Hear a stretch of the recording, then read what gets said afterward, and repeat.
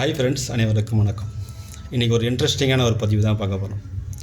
இந்த உலகத்தில் மகிழ்ச்சியான மனிதன் யார் அப்படின்னு கேட்டால் நம்ம எல்லோரும் தேடுவோம். ஆனால் கவலைகள் இல்லாத மனுஷன் யாருமே கிடையாதுன்னா அம்மான்னு சொல்லுவோம்.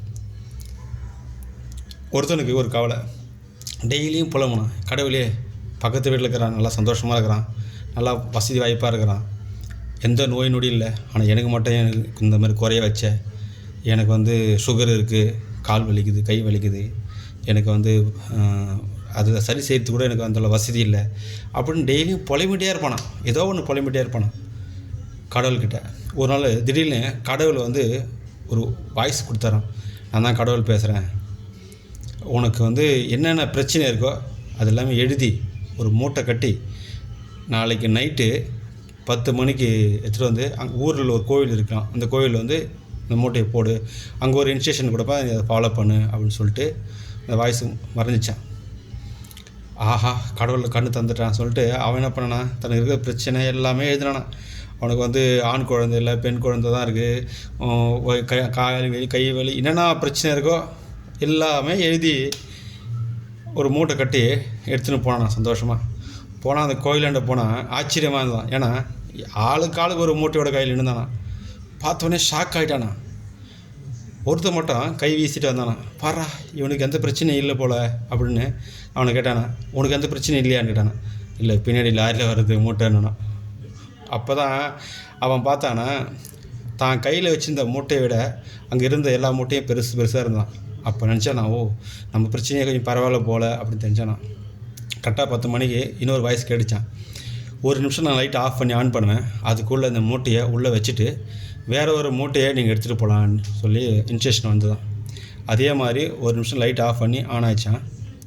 ஆச்சரியம் என்னென்னா, எல்லோரும் தன்னுடைய மூட்டையே பிடிச்சிட்டு இருந்தாங்களாம். அப்போ தான் பக்கத்தில் இருவன் கேட்டானே, என்னடா உன் மூட்டையை நீயே பிடிச்சிட்ருக்க என்ன அப்படின்னா. எனக்கு என்ன பிரச்சனை இருக்குன்னு எனக்கு தெரியும், எனக்காவது கொஞ்சம் சுகர் இருக்குது, அந்த மூட்டையில் என்ன இருக்குன்னு தெரியாது, ஒருவேளை HIV கூட இருக்கலாம், எனக்கு என்ன பிரச்சனை இருக்குதுன்னு நான் அதை எப்படி எதிர்கொள்ளணும், அதுக்கு என்ன நான் மருந்து உட்கொள்ளணும், அதை எப்படி ஃபாலோ பண்ணணும்னு எனக்கு தெரியும், அவன் மூட்டையில் என்னென்ன பிரச்சனை இருக்குன்னு எனக்கு என்ன தெரியும், அதனால் என் மூட்டையை எனக்கு போதுன்னு சந்தோஷமாக போயிட்டானா.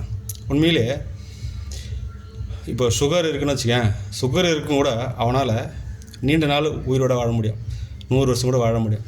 அவன் சரியான டயபெட்டிக் ஃபாலோ பண்ணுறான், பயிற்சி யோகா பண்ணுறான், அவன் டயட்டை மெயின்டைன் பண்ணுறான், சத்தான உணவு முறைகளை அவன் உட்கொள்கிறான் அப்படின்னா நீண்ட நாள் அவனால் வாழ முடியும்.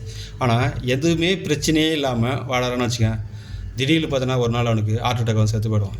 அதனால் என்ன பிரச்சனை யாருக்கு என்ன இருக்குன்றது அது தெரிஞ்சால் அது எதிர்கொள்கிறது ஈஸி, வாழறது கஷ்டமானதெல்லாம் அதை எதிர்கொண்டு வாழறதுக்கு நமக்கு சுலபமாக இருக்கும். அடுத்தவங்களை பார்த்துட்டு ரொம்ப வசதி வாய்ப்பாக இருக்கிறவங்க கூட சந்தோஷமாக இருக்கான்னு பார்த்தீங்கன்னா இருக்காது. காசு பணம் ஒருத்தனை சந்தோஷமாக வச்சுருக்காதுன்றதுக்கு நான் ரீசெண்டாக ஒருத்தரை பார்த்து கற்றுக்கிட்டேன். ஒரு பெரிய ஒரு கட்சி தலைவர் அவர் இடையில் இப்போ ரீசெண்டாக மகாபலிபுரத்தில் ஒரு மாநாடு நடத்தினார், அவருடைய ஜாதி மாநாடு நடத்தினார். அதில் பார்த்திங்கன்னா நிறைய பேர் கலந்துட்டாங்க. அவருக்கு ஏகப்பட்ட சொத்து இருக்குதுன்னு சொல்கிறாங்க, வேர்ல்டு லெவலில் அவனுக்கு கப்பல் இருக்குது, 3 லட்சம் கோடி சொத்து இருக்குன்றாங்க. ஆனால் அந்த மனுஷன் சொல்கிறாரு, படுத்தா தூக்கம் வர மாட்டேங்குது, மனசு சந்தோஷமாக இல்லை, நெஞ்சு பிடிச்சிக்கிறேன் அடிக்கடி அப்படின்றார். அப்போது வாழ்க்கைன்றது காசு பணத்துலேயோ சொத்துலேயோ கிடையாது, நம்ம வாழ்கிற வாழ்க்கையில் அந்த நிம்மதியில் தான் அந்த ஒரு சந்தோஷம் இருக்கும். அதனால் வாழ்க்கையை சந்தோஷமாக வாழ கற்றுக்கணும், அதுதான் அந்த வாழ்க்கை. ஏன்னா கடவுள் அடுத்த ஜென்மத்தில் நம்மளை எப்படி படைப்பாருன்னு நமக்கு தெரியாது. இந்த ஜென்மம் எனக்காக கடவுள் கொடுத்த வாழ்க்கை, அது எப்படி வாழணும் நான் தான் முடிவு பண்ணணும். தேங்க்யூ.